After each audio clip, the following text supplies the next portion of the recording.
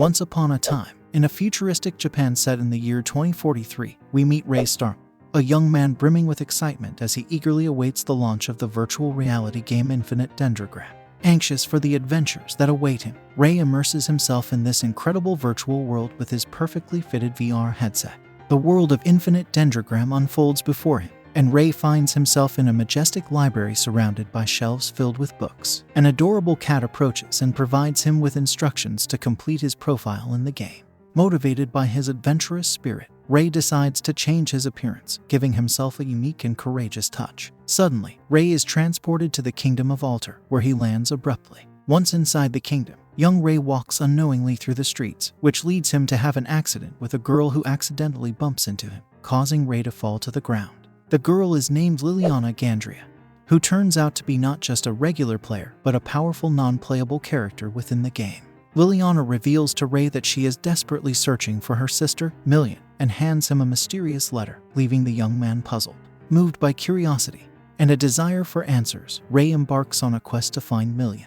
After walking through the kingdom, Ray comes across a person dressed as a bear playing with some children. However, this person isn't just anyone in a bear costume. It turns out to be Ray's brother, Shu Starling. After recognizing each other, they head to a terrace to discuss the unsettling letter Ray is holding in his hands. While on the terrace, they realize that the letter hides a great mystery. With determination, they understand that they must undertake a dangerous adventure to rescue Million, who is in grave danger in the territory of the ancient Revez Orchard, an abandoned property secluded from the city and infested with fearsome monstrous insects that pose a threat to anyone who ventures near. Together, the brothers decide to explore the orchard. As they progress, they witness Liliana's courage as she bravely confronts a swarm of insects, determined to protect her beloved Million. Despite their efforts, the situation seems hopeless. However, armed with his mini-gun, Shu joins the battle, momentarily driving back the invaders. However, their victory is short-lived as giant worms emerge from the ground, challenging our hero's bravery. Ray realizes he's not ready to face such a threat and makes a wise decision to escape with Million to save their lives, leaving Liliana and Shu fighting alone against the dangerous enemies. During their escape, a giant worm catches up to Ray and Million, threatening to end their lives. Unexpectedly, a miracle occurs as a protective shield forms around them. An enigmatic figure appears amidst flashes of bright light, determined to save them. To Ray's astonishment, he discovers it is the embryo called Nemesis, a life form specifically created within the game. Transforming into an imposing sword, Ray wields his new weapon with bravery and determination. Challenging the monstrous worm, he engages in an epic and fierce battle. With each strike and dodge, Ray showcases his unmatched skill and courage. Finally, he defeats the gigantic enemy, securing the salvation of Million and his own survival. In that crucial moment, Liliana and Million reunite safely, deeply grateful to the Starling brothers for their heroism and courage. Eager for the future adventures that await them, they bid farewell and go their separate ways. We find ourselves witnessing a mysterious meeting between three entities as peculiar as they are fascinating. Their distinctive figures denote their uniqueness: a majestic sword, a graduation cap, and a stuffed toy with button eyes and a spiky back, which happens to be the king of beasts in this intriguing virtual world. In this meeting, they discuss a failed plan to defeat Liliana, the NPC that appeared in the first chapter. They also mention the astonishing feat of Ray Starling, a level 0 player who managed to defeat an incredibly powerful insect, leaving everyone present dumbfounded. In a twist of scene, we find Ray celebrating his first completed mission with his brother and ally, Nemesis. It is a dinner full of jubilation and camaraderie, where laughter and toasts fill the air. But amidst the joy, a notification makes Ray's device vibrate, reminding him that even in this virtual world, bodily needs in the real world persist. Upon returning to the virtual world, Shu unveils to Ray the story of a fierce war that took place 6 months ago. The Kingdom of Alter was threatened by the relentless Empire of Drive, and the King of Alter's refusal to reward his warriors turned many valuable players against him. Even Shu himself decided not to participate in such an unfavorable conflict.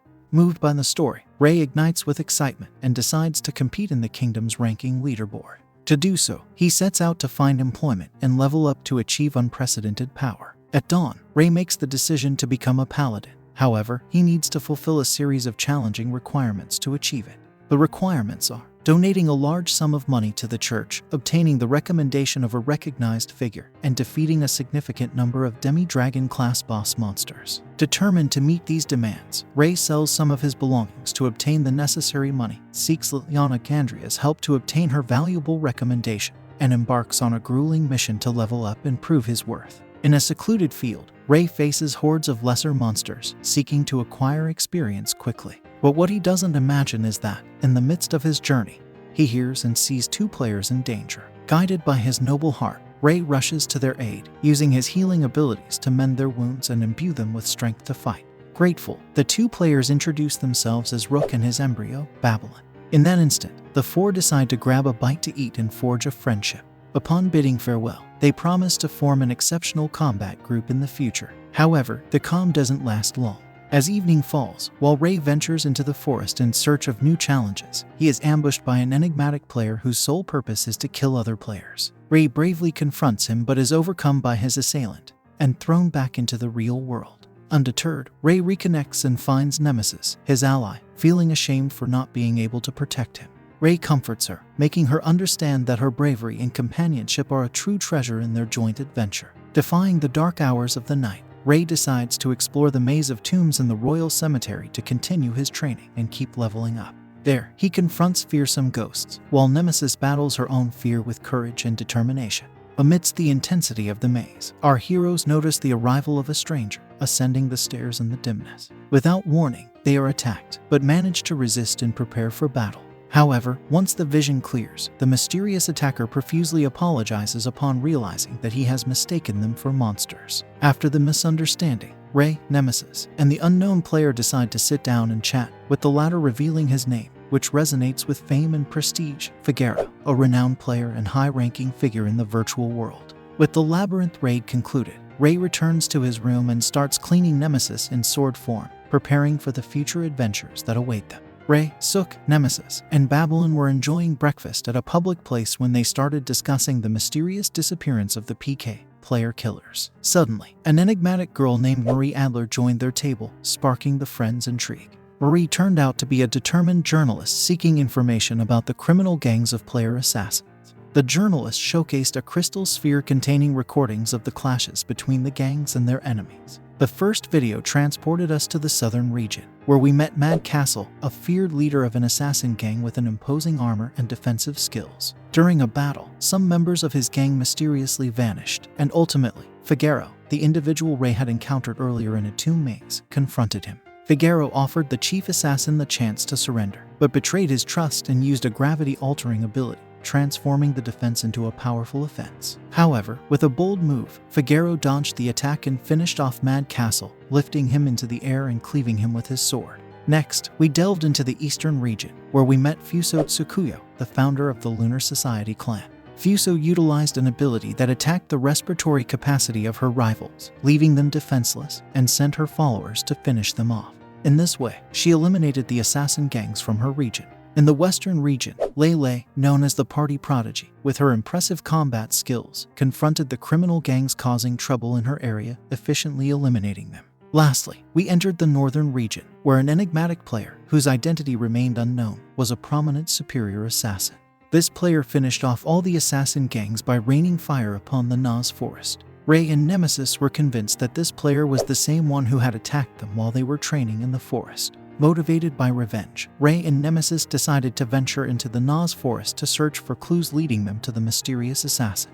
Through flashbacks, we discovered that Ray had joined the Paladins and was now an official Paladin. Surprisingly, Nemesis disappeared, suggesting that he had crossed a portal. Without hesitation, Ray followed him and found himself in a room alongside Nemesis and Cheshire, the cat that had helped him at the beginning of his virtual adventure. Cheshire revealed that the assassin players were being prosecuted as criminals and serving prison sentences. Cheshire also mentioned that it was in the Nas forest to repair the damage caused by the fire unleashed by the mysterious assassin.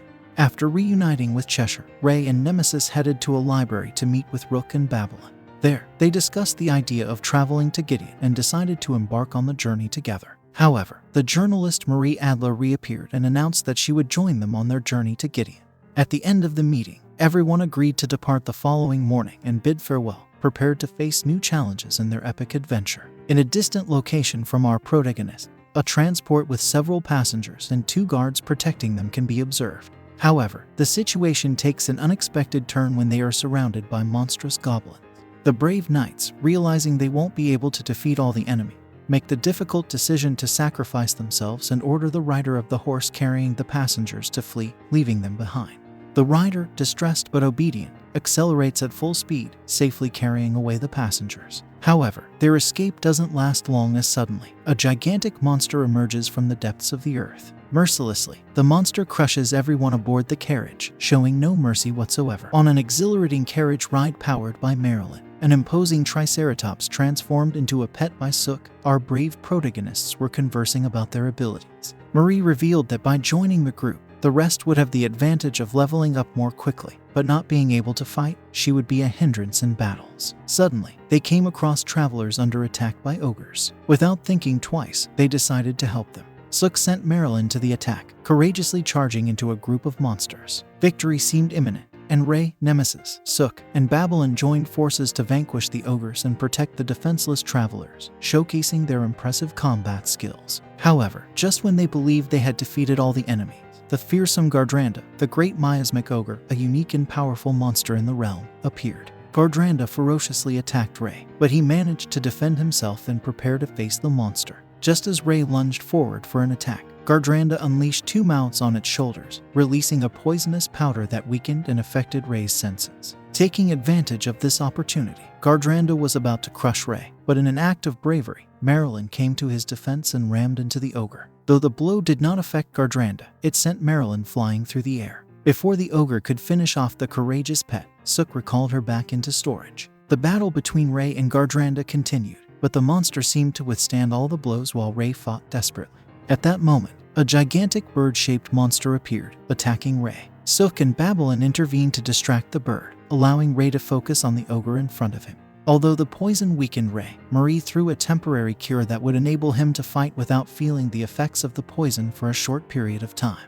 Armed with this opportunity, Ray decided to use the damage accumulation technique, enduring blows while dealing damage to the ogre. Finally, Ray was ready to unleash a powerful direct attack to end Gardranda's life. Despite nearly severing the ogre, Ray was taken by surprise when the monster struck back. Remembering Cheshire's words, he realized that an ogre's heart resided in its stomach, not its chest. Despite his injuries and the poison that had weakened his body, Ray refused to give up and decided to keep fighting, cherishing the support of his friends. It seemed like all hope was lost as Ray could barely move or defend himself. However, in a twist of fate, Nemesis underwent an evolution, transforming into a powerful spear. In addition to increasing its power, Nemesis also gained the ability to rapidly heal its wielder. Ray and Nemesis joined forces in one last combined effort to defeat the ogre. With their newfound strength and healing ability, they bravely launched themselves against Gardranda, determined to end him once and for all. After exchanging blows with great ferocity, Ray feels that the time has come to execute his final blow and destroy his opponent's heart.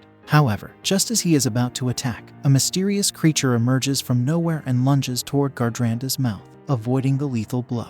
This creature turns out to be identical to the ones that attacked Ray in the forest when he was defeated by a player killer. This leads Ray to suspect that the killer is nearby. Seizing the opportunity, Ray manages to cut out the ogre's heart and end its life. The battle comes to a conclusion, and in that moment, Sook returns triumphantly, riding on the gigantic bird that was previously their enemy. The spell has taken effect, and the bird has become her pet. With gratitude, the travelers thank each other for the help received and continue on their journey toward their destination. However, in an unknown location, the figure of an enigmatic man with glasses is glimpsed. This individual is reviewing cameras and recordings while talking to himself about the events involving Ray. Analyzing the situation, he concludes that Ray's presence in the game is positive, raising a question of whether what they are witnessing in the game is just that or if something else is at play. Back with Ray and his companions, they reach a kingdom and head to the Adventurers Guild to claim their well-deserved reward for defeating Gardranda. Once the earnings are distributed, Ray and Nemesis decide to test the abilities of their new gloves on the outskirts of the kingdom. One of them emits fire, while the other releases poisonous dust. As they put their powers to the test against some monsters they encounter along the way, they are startled by the sudden appearance of someone extremely mysterious. This individual calls themselves Dr. Flamingo and hides behind a peculiar penguin disguise. The doctor offers Ray a remedy to counteract the adverse effects of the poison due to his improper use of the gloves. Ray innocently accepts to take the remedy. Although at first it seems to have no negative effects, after a few seconds, an unbearable headache takes over Ray. To Nemesis' surprise, they observe animal ears starting to grow on Ray's head. Angry about what has happened, Ray threatens Dr. Flamingo. However, the strange character reveals that the ears will disappear in 10 hours. This news doesn't sit well with Ray, who is on the verge of attacking the doctor. However, the doctor manages to escape and runs towards the kingdom, leaving Ray with his uncomfortable ears on his head, a situation that causes him great frustration. Marie, who surprisingly is a talented artist, depicts Ray and Nemesis, highlighting their large ears. Excited, Marie convinces Ray to go shopping at the market. Once there, Ray enters a Legendro store and encounters Sook and Babylon. Shy about his ears, Ray refuses to reveal how he got them. However, we discover that Sook has the ability to read minds, just like Nemesis with Ray. Fascinated by Sook's style, Ray decides to change his paladin outfit for a red coat with a black collar. After buying it, Ray finds a mysterious capsule machine and decides to spend a large amount of money on them. They then step away to open the capsules in private. The first capsule reveals a mechanical horse as a prize. Ray tries to ride it, but lacks the necessary skills and falls off as the horse escapes uncontrollably. Determined to investigate some things in the real world, Ray disconnects from the game for a moment. Upon returning, he realizes he needs to get jobs to earn money and acquire the things he needs. Back in the virtual kingdom, Ray and Nemesis take a stroll to brainstorm ways to make money. On their way, they witness a girl being attacked by bullies. Ray is determined to help but is surprised to see someone else with the same intentions. This mysterious individual confronts the bullies but ends up being brutally beaten. Ray intervenes and manages to defeat one of the bullies, scaring the rest away, threatening to seek revenge. After taking care of his new acquaintance and healing him, who turns out to be Hugo Lesseps, Ray discovers that despite having a high level, his physical skills are basic since he is a master of machines rather than hand-to-hand combat. At that moment, the girl who was attacked by the bullies returns and asks for their help in rescuing her brother, who has been kidnapped by a criminal gang that kills and eats them if the ransom is not paid. Without hesitation, Ray and Hugo accept the mission and promise the girl that they will rescue her brother. At that moment, an unfamiliar girl named Psycho joins them. Together, the four head to the forest where Hugo finds a mecha combat machine to confront the gang members. With the mecha, they advance towards the enemy's hideout. There, Hugo reveals that he comes from the Drife Empire, which was at war with the Kingdom of Alter months ago. While planning their strategy, they observe several vehicles transporting more kidnapped children to the hideout. At that moment, Hugo takes on the role of bait, attracting all enemy attacks while Ray ventures into the hideout to rescue the children. Ray bravely ventures into the dark and dirty hideout, only to be met with a terrible surprise, a horde of undead, who are actually children murdered and transformed into monsters. Anger takes hold of his heart as he witnesses such atrocity. Although Nemesis is horrified, she authorizes Ray to eliminate these creatures and avenge the innocent.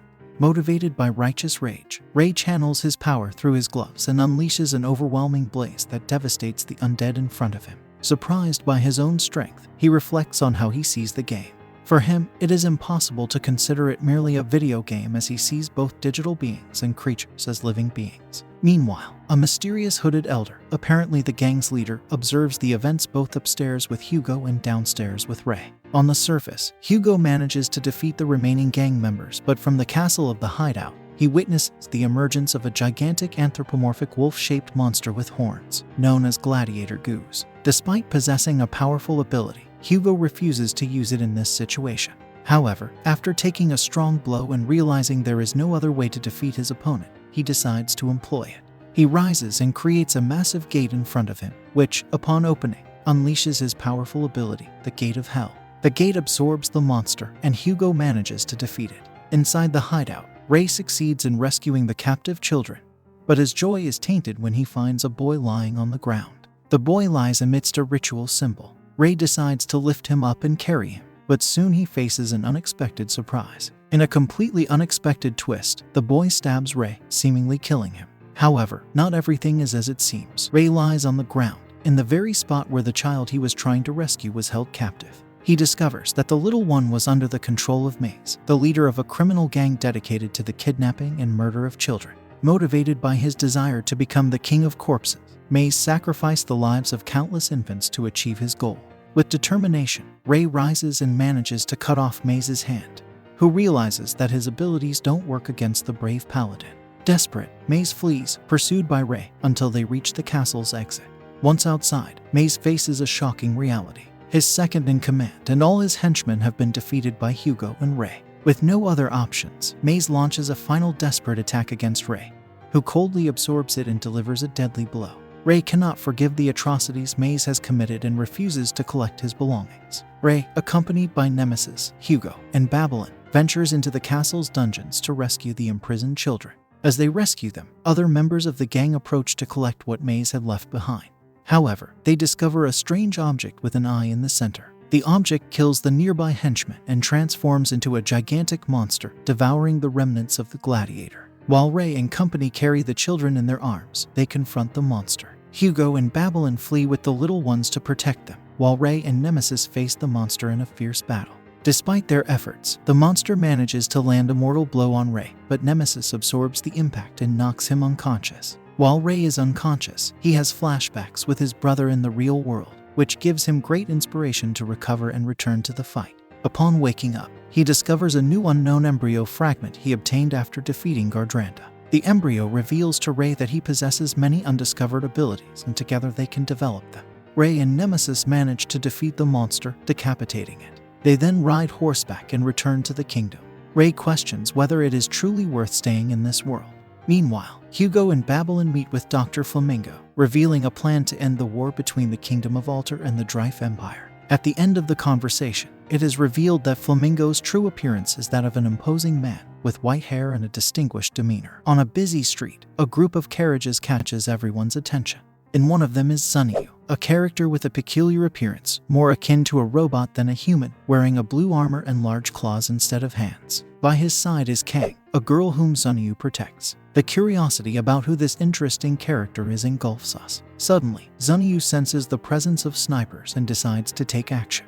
With impressive speed, he rips the heart out of one of them, and before the others can react, he is already in the midst of the group, swiftly ending their lives. Elsewhere, in Ray and Nemesis' room, both are getting ready for a meeting with their friends, Rook, Babylon, and Marie. The atmosphere becomes tense when Marie and Ray have an uneasy conversation.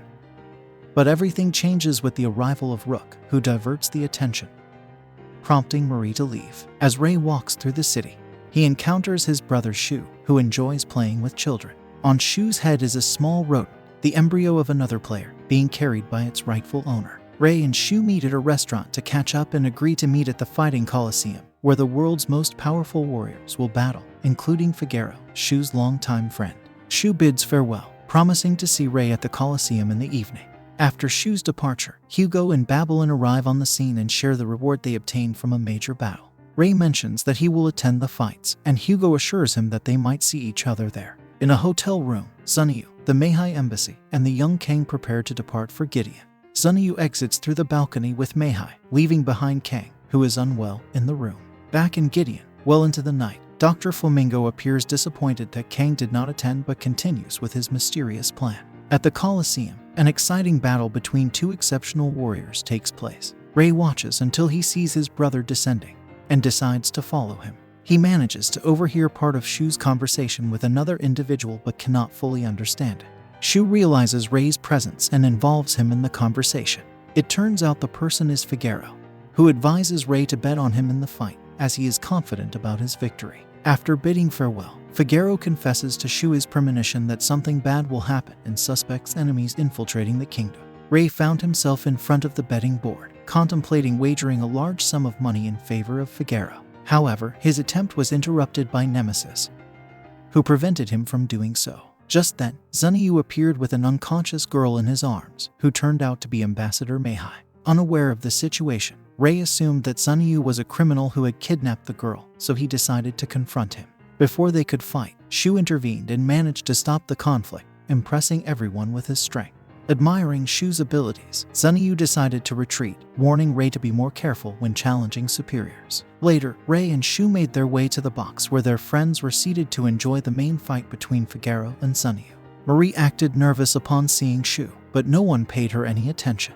The fight began, and Sunyu took on the role of the villain, provoking the audience with provocative remarks. As the blows started to exchange, everyone marveled at the incredible speed of the fighters. Zunyu showcased his unique skills, attacking with claws, causing explosions, and performing his most terrifying ability, the extraction of his opponent's organs. He managed to extract a lung from Figueroa without suffering any harm. However, Figueroa did not lose intensity and defended himself with even greater speed and precision. He tore pieces of Zunyu's combat gear until he decided to end the fight swiftly. He summoned an imposing sword for his final attack. Zunyu also unveiled a superior weapon, a sword in the shape of a fang. Both launched themselves at each other, but Figueroa missed his attack while Zunyu stabbed Figueroa in the chest. However, he realized that he couldn't pierce Figueroa's heart due to a superior embryo in the form of a heart within him. Figueroa thanked Zunyu for being a worthy opponent and sliced him in half, bringing their thrilling confrontation to an end.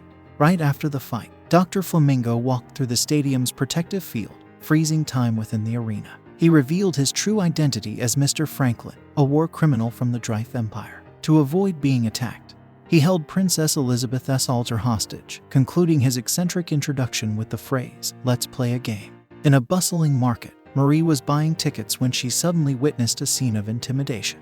Bullies were harassing a defenseless girl. Without hesitation, Marie decided to intervene. To everyone's astonishment, she revealed exceptional combat skills, effortlessly defeating the bullies. This was surprising, as she had previously claimed to lack any combat abilities. After saving the girl, Marie and her found themselves fleeing from pursuing guards. They managed to evade them and found refuge in a park, where the girl, Elizabeth, revealed her true identity. She is the second princess of the Kingdom of Altar. She confessed that she ventured into the town out of boredom from being confined to her room. Back to the present, Mr. Franklin continued giving his speech while Marie reminisced about the previous events. The past intertwined with the present, and Marie felt a connection with Elizabeth. This connection motivated her to save the princess. In an unexpected twist, Mr. Franklin escaped with the princess in a flying vehicle, while those inside the stadium tried to find a way to break through the barrier that kept them trapped. Ray realized that he could pass through the barrier due to his low level, as it only retained users of level 50 or higher. Low-level users joined forces and decided to confront the threat. Outside the stadium, a group of traitors awaited the low-level users' exit with the intention to eliminate them. However, they were unpleasantly surprised when they realized that the low-level users possessed superior skills than expected. Soon, the traitors were defeated and Ray, along with the other users who managed to escape, prepared to save the kingdom. Meanwhile, Mr. Franklin and Elizabeth continued flying, but they were surprised by a masked attacker who snatched the princess away. Mr. Franklin discovered that this attacker was the mysterious player killer who had not yet been identified. The most shocking revelation came when it was unveiled that Marie had been the killer all along. An unexpected attack disrupted her plans, and the princess was kidnapped. A new enemy, known as the Clover on the Board, a conductor who controls corpses as musicians, confronts Marie. In another part of the kingdom, a group of users fights against a gigantic robot. This robot turns out to be Hugo, Mr. Franklin's ally, who freezes and annihilates all his opponents in his path. In a world filled with disillusionment, two individuals find themselves trapped by a lack of inspiration in their respective passions. The first, an aging composer consumed by melancholy and doubt, yearns fervently to have been born in past eras of musical splendor. Ancient Greece and the Middle Ages awaken his envy, and his dreams of composing a masterpiece fade into the sad reality. However, his fate takes an unexpected turn when he discovers infinite Dendrogram, a virtual world full of magic and fantasy that could be his salvation. The second protagonist, a brave journalist and manga artist, struggles with a creative block that threatens to halt her project. Frustrated and devoid of innovative ideas, she decides to immerse herself in the virtual reality of infinite Dendrogram, hoping that the adventures and challenges she encounters will be the source of inspiration she desperately needs. To add a personal touch, she adopts the name Marie Adler, the same as her main character in the manga she is drawing. Returning to the present, Marie and El Treble face off. She strives to make an impact on her opponent but fails to break through the nearly impenetrable defense generated by his puppet musicians. Desperate and on the verge of defeat, she decides to launch her final attack, a devastating shot. However, El Treble responds with a powerful attack orchestrated by his 4 musicians simultaneously, creating a stunning explosion. Although Marie seemed to be lost, she surprises everyone by emerging victorious from the confrontation. Meanwhile, Mr. Franklin crosses paths with Hugo, who only allows Ray to pass as he wishes to confront him personally. On the outskirts of the kingdom, Franklin encounters a legion of knights seeking to rescue Princess Elizabeth. Showing no mercy, he summons a repugnant beast that destroys a large portion of the knight's present. Through flashbacks, we learn the story of Hugo, a high-class girl who suffers as she witnesses her mother being abused by her father. Helpless in the situation, she witnesses her sister fleeing from home. Determined to do something, she decides to enter the virtual world and create a brave character, a knight that represents everything she cannot be in the real world. As Ray approaches Mr. Franklin and the princess, he encounters Hugo. Initially, Hugo allows him to pass, but then changes his mind and they face off. However, Ray emerges unscathed and continues his mission. Finally, Hugo stays behind to confront Sook, who harbors deep resentment towards him. Both prepare for an intense battle. Meanwhile, Ray finally reaches where Mr. Franklin is, and with words filled with challenge, the two of them prepare for an epic battle. We delve into the past of Rook, a boy born in London, whose father was a detective and his mother, a thief. From them, he acquires skills that he employs in battle, such as predicting movements, analyzing opponents, and reading minds. However, at the age of 15, his parents tragically pass away in a plane accident, leaving him alone and unsure of how to survive on his own. In that moment of confusion, Rook decides to venture into the world of infinite Dendrogram to find his purpose and learn how to utilize his abilities. Returning to the battle between Rook and Hugo, the latter activates his Hell's Gate ability. However, despite Hugo's attempts to freeze Rook completely, he manages to resist and keep fighting. As the fight progresses, Rook deciphered Hugo's movements and attacks, reaching a point where he can predict each and every one of them. After receiving a powerful blow, Rook merges his being with Babylon and engages in a direct combat against the mecha controlled by Hugo.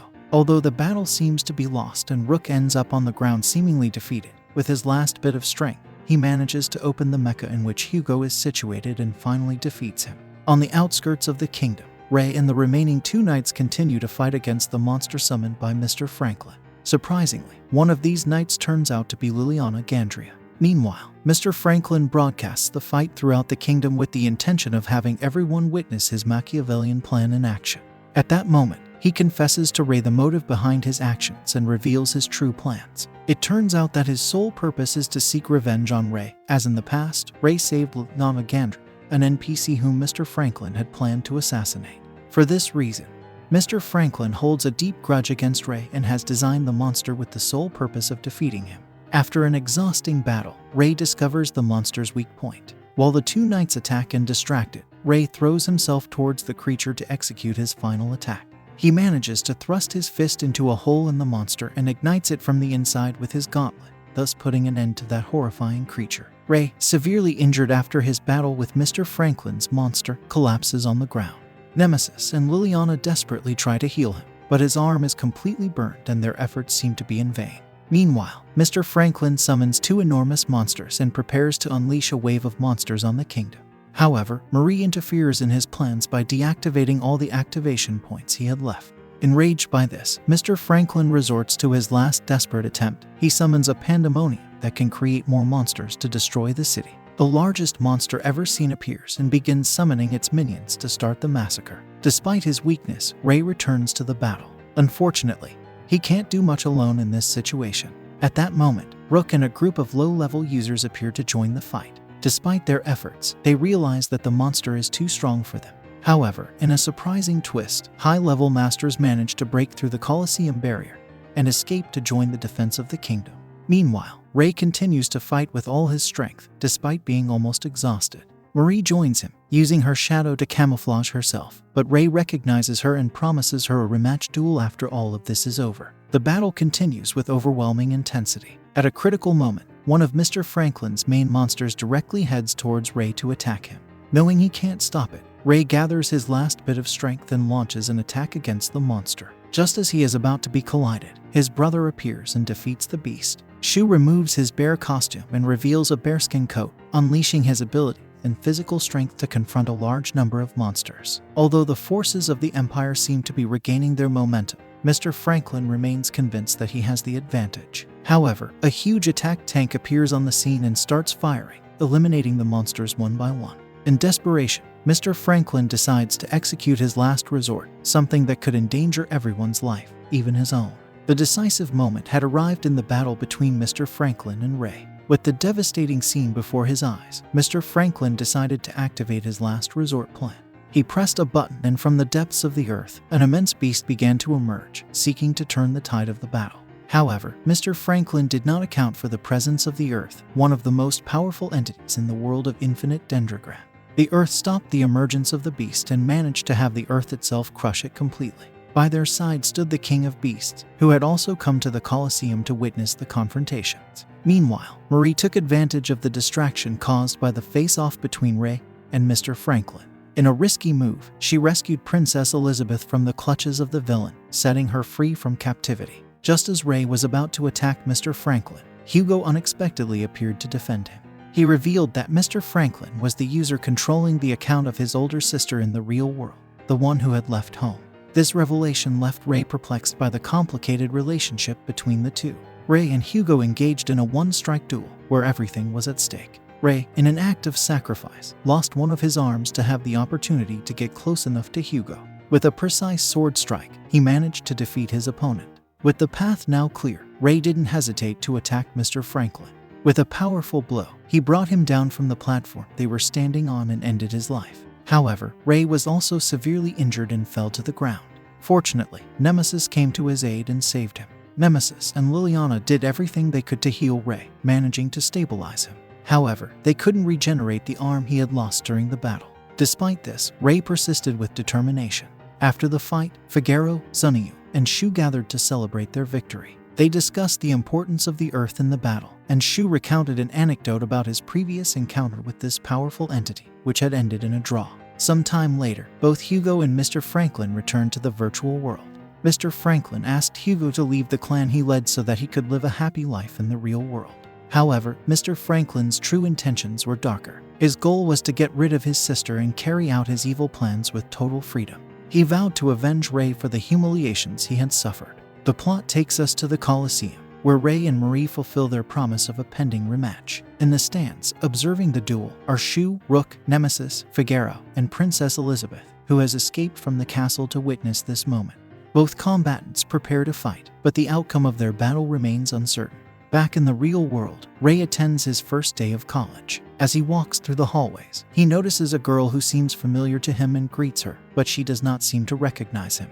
And so, our story ends, leaving us with the mystery of how Ray's life will unfold after his adventures in Infinite Dendrogram. Hit the like button and subscribe if you like it. Write in the comments the word infinite if you want more videos like this one.